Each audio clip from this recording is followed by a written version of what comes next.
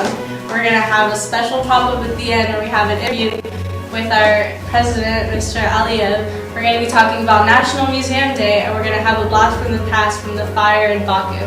Hello everyone, my name is Isabella Ashley, and this is Breaking News, a blast from the past.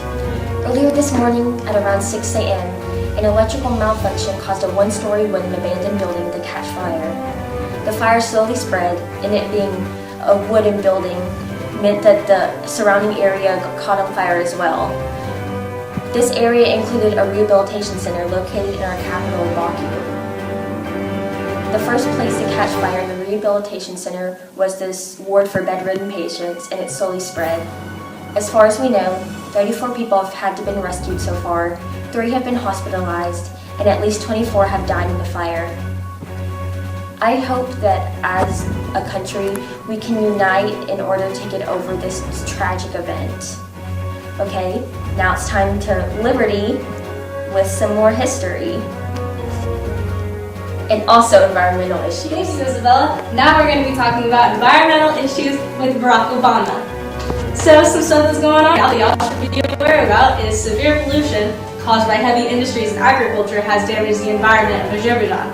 Contamination from the Caspian Sea caused by oil drilling in Baku has been a problem since the 19th century when the Russian Empire controlled the region and began to rapidly exploit its oil reserves.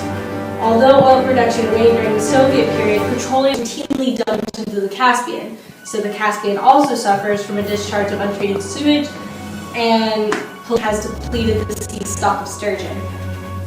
Severe air pollution is a problem for our major cities due to emissions of petroleum and chemical industries.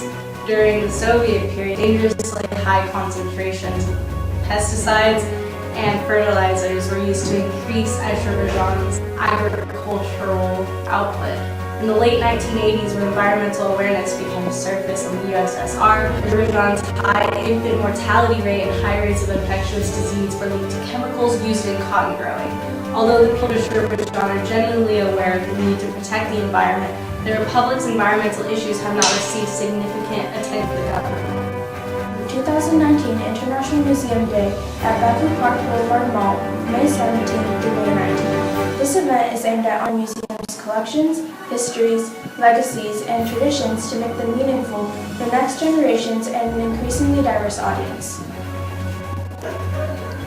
To attract the local public to this event, the International Council of Museums in Azerbaijan holds interactive exhibitions and musical performances. The program is compiled for different age group visitors, and it includes the concert of Azerbaijani traditional music and pieces of classic music from the 20th century.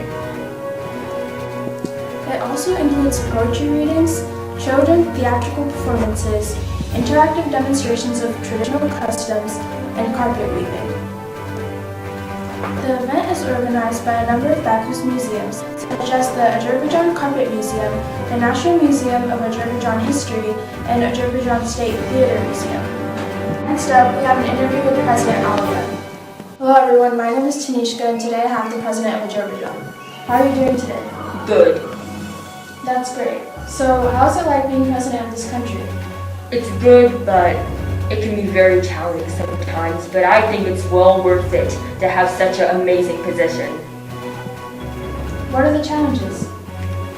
A lot of people disagree with the way that I run the country, and a lot of people protest and say that I'm not a good leader, but if you look at the polls, you see that I have the majority vote. The polls do not lie. How do you feel about the people protesting? I feel like their protests are disrespectful to the country, but our police forces deal with them, so I don't think that it is that much of an issue.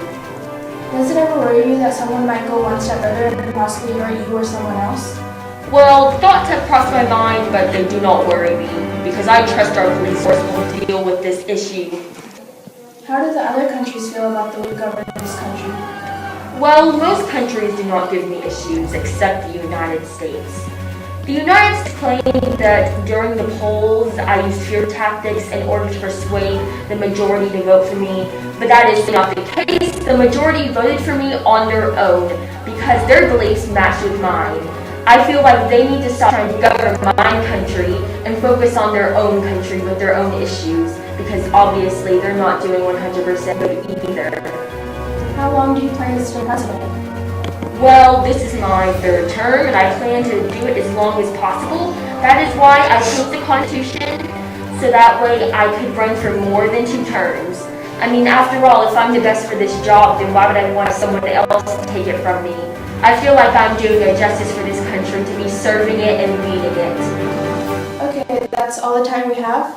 Thank you for this interview. It's been a pleasure.